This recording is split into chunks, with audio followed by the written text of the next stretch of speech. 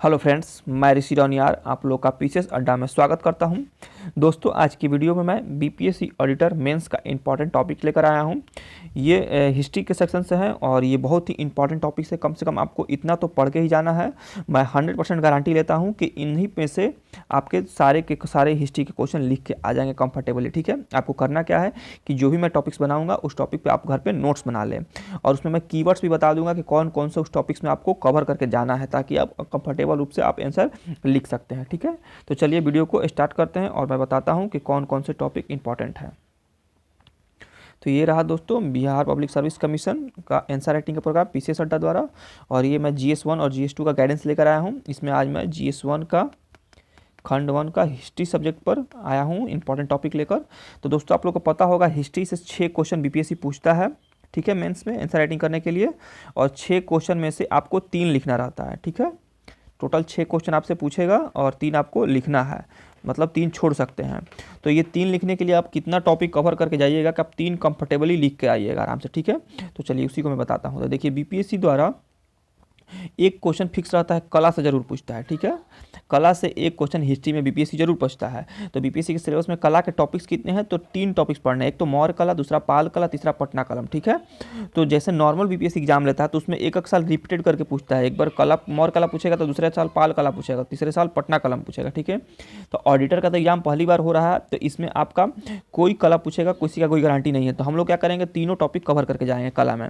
अगर ये 3 टॉपिक कला में पढ़ लेते हैं, मौर्य कला, पाल कला, पटना कलम, तो एक क्वेश्चन यहाँ से फिक्स हो गया, आएगा ही आएगा, 100% चांस है। अगर नहीं आया तो फिर बोलिएगा। तो ये आपका हो गया कला से एक क्वेश्चन। दूसरा है एक विद्रोह से क्वेश्चन जरूर बीपीएससी पूछता है। ठीक है, क्वेश्चन फिक्स है, कहीं कहाँ से आएंगे हिस्ट्री में। तो विद्रोह में 2 पढ़ने, एक तो संथाल विद्रोह, दूसरा मुंडा विद्रोह। अगर आप ये दोनों कर लेते हैं तो दोनों में से कोई भी एक पूछेगा और आप एक सॉल्व करके आराम से आ जाइएगा। ठीक है, अपने नोट्स बना के उसको अच्छे से याद कर लेना है और बेस्ट आंसर तैयार करके जाइएगा, क्योंकि हिस्ट्री में क्वेश्चन फिक्स रहते हैं, वही आएंगे और वही आपको लिख के आना है। तो कैसे बेस्ट आप नोट्स बना सकते हैं, कैसे बेस्ट आंसर लिख सकते हैं, तो मैं अपने वीडियो के माध्यम से और मटेरियल के माध्यम से समझाने का और सिखाने का प्रयास करूँगा। ठीक है, तो 2 क्वेश्चन मैं करा दिया, दोनों को दोनों फिक्स है। अब रह गया तीसरा क्वेश्चन। 6 क्वेश्चन टोटल पूछता है, 6 में से आपका तो 2 को तो पहले ही टॉपिक से कवर हो गया। अब तीसरा मैं बताता हूँ। देखिए, एक विद्रोह से क्वेश्चन, क्या बोलते हैं, क्रांति से क्वेश्चन आता है। क्रांति से सबसे महत्वपूर्ण है 1857 की क्रांति। ठीक है, इसको आप लोग कवर कर लेंगे। यहाँ से हो सकता है या चंपारण आंदोलन से पूछ सकता है, या शिक्षा का विकास, या भारत छोड़ो आंदोलन। ठीक है, देखिए 6 क्वेश्चन था लिखने के लिए, जिसमें से एक तो कला से आ गया, फिक्स है, आएगा ही आएगा। दूसरा हो गया विद्रोह से, ये भी फिक्स है।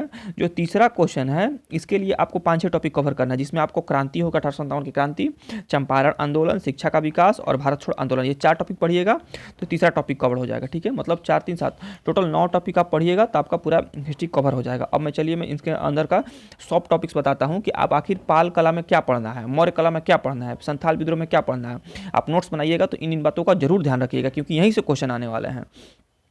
चलिए, जैसे देखिए मैं बहुत अच्छे से एक्सप्लेन कर दिया हूँ। जैसे मौर्य कला है, मौर्य कला में सबसे पहले आप नोट्स बनाएंगे तो वहाँ पे इंट्रो लिख लेंगे, 3-4 लाइन का, ज़्यादा नहीं, 4-5 लाइन का हार्डली इंट्रो बना लेंगे। और ये फिक्स इंट्रो रखिएगा कि एग्जाम हॉल में भी यही इंट्रो चिपका के आ सकते हैं आप, या उस समय अपना सिचुएशन के अनुसार इंट्रो चेंज भी कर सकते हैं। मतलब मोटा मोटी एक इंट्रो हर एक टॉपिक का होना चाहिए, तो अपना तैयार करके रखेंगे।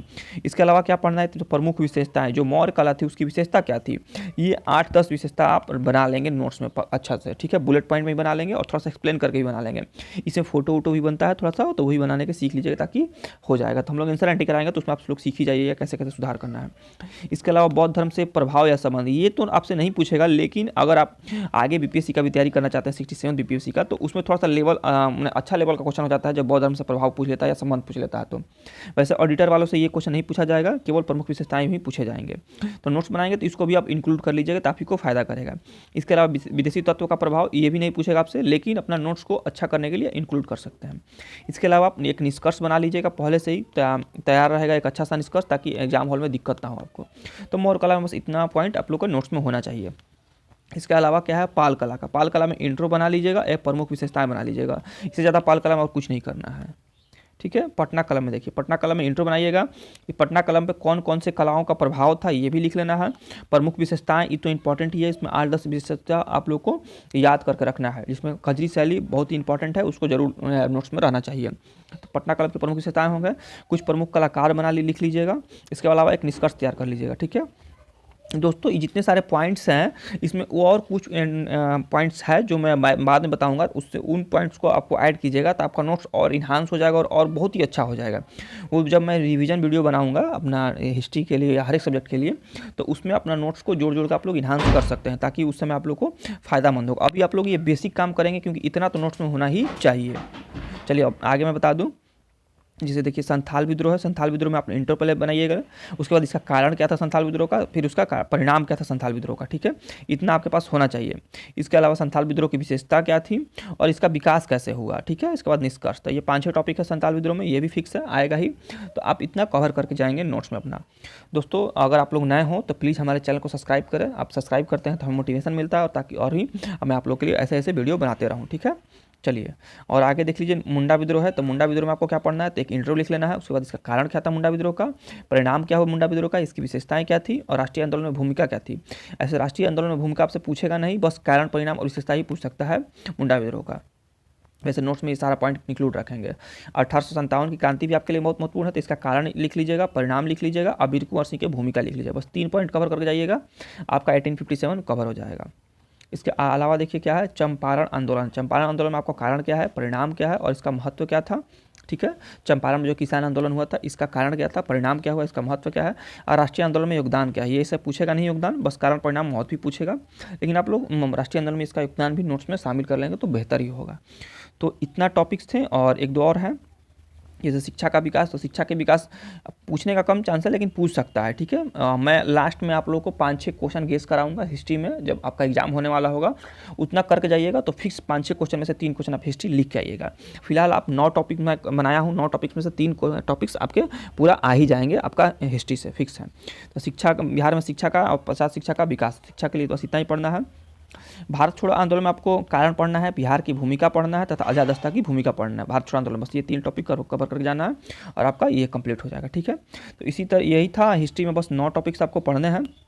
9 टॉपिक्स पढ़ के जाइएगा तो 3 टॉपिक्स आपका हो जाएंगे वहीं से, जिसमें 2 टॉपिक्स तो फिक्स ही है, पढ़ना ही है, कला एक और दूसरा विद्रोह। अगर इतना करके जाइएगा तो 2 तो क्वेश्चन आप 100% लिख के आइएगा, तीसरा क्वेश्चन के लिए 4-5-6 टॉपिक पढ़ना है। तो ये था। इसके अलावा मैं और सारे सब्जेक्ट पे वीडियो लेकर आऊँगा, जिसमें GS2 के भी 3 सब्जेक्ट शामिल रहेंगे, GS1 में करेंट का भी शामिल रहेगा। तो सारा मैं इस तरीके से गाइडेंस करूँगा। अगर मुझे प्रयास अच्छा लगे तो हमें सपोर्ट करें, वीडियो को लाइक करें, शेयर करें तथा चैनल को सब्सक्राइब करें। अगर आपको कुछ पूछना हो या हमें सुझाव देना हो तो कमेंट बॉक्स में जाकर कमेंट जरूर करें। इसके अलावा दोस्तों बता दूं कि हमारी संस्था द्वारा जो मैं अभी गाइडेंस आपको ऐसे कर रहा हूं, ये प्रॉपर आंसर राइटिंग के माध्यम से तैयारी भी करवाई जा रही है, और ये तैयारी बिल्कुल आपको शेड्यूल के माध्यम से करवाई जाएगी। जो भी टॉपिक्स बताए गए हैं, कैसे नोट्स बनाना है बिल्कुल 0 लेवल से, और कैसे आपको आंसर राइटिंग डेली करना है, क्योंकि मेंस में पूरा आंसर राइटिंग का ही खेल है। जब तक आप आंसर नहीं लिखिएगा तब तक सिलेक्शन नहीं होगा। तो इसके लिए हम लोग 3 महीना का प्लान लेकर आए हैं, जिसमें पूरा आपका सिलेबस खत्म होगा GS1 का और GS2 का, ठीक है। इसका फ़ी मात्र 1500 रुपये रखा गया है, और आगे ये फीस बढ़ सकता है। और अगर आप लोग जुड़िएगा तो ये हम लोग 1 फरवरी से स्टार्ट किए हैं बैच को, और 5 फरवरी तक इसमें एडमिशन चलेगा। तो आप लोग एडमिशन करा के और GS1 GS2 का तैयारी कर सकते हैं। मात्र 1500 रुपये में 3 महीना आंसर राइटिंग होगा, जिसमें डेली आंसर राइटिंग कराया जाएगा। इसके अलावा 4 फुल लेंथ टेस्ट भी रहेंगे GS वाले में, और वीडियो क्लासेस भी दिए जाएंगे इसमें GS वाले में। इसके अलावा स्टैट का भी हम लोग प्रैक्टिस करवाते हैं। तो स्टैट में आपके लिए क्या बोलते हैं, 3 मंथ के लिए 1000 रुपये फीस रखा गया है, और 1 मंथ के लिए 500 फीस रखा गया है स्टार्ट के लिए। इसमें स्टार्ट कर प्रैक्टिस करवाया जाएगा और ट्रिक एंड टिप्स बताए जाएंगे।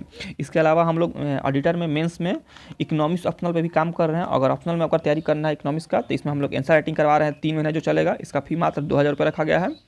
तो इस तरीके से आप लोग जुड़ सकते हैं और अपना तैयारी में धार दे सकते हैं। और हमें गाइडेंस की, देखिए सफलता होना है तो हर एक किसी ना किसी सर का गाइडेंस जरूर होना चाहिए। और हम लोग हैं कि प्रॉपर बच्चों से जुड़ के काम करते हैं और बच्चों के कॉन्टैक्ट में रहते हैं। बाकी कहीं संस्था में जुड़िएगा तो वो लोग इतना काम नहीं करते बच्चों के लिए, नहीं इतना अच्छे से कॉपी चेक करेंगे, नहीं बच्चों से बात करेंगे। हम लोग बच्चों से बात भी करते हैं, हम लोग गाइडेंस भी करते हैं। तो हमारे संस्था में जुड़िएगा तो आप लोग को बहुत ही ज़्यादा इंप्रूवमेंट होगा। और BPSC ऑडिटर मेंस तो निकलेगा ही, साथ ही साथ 67 BPSC का मेंस का भी अच्छे से हम लोग तैयारी इसी चीज़ में हो सकता है। तो यही था दोस्तों प्रयास। अगर अच्छा लगे तो हमें सपोर्ट करें, चैनल को सब्सक्राइब करें। ठीक है दोस्तों, धन्यवाद।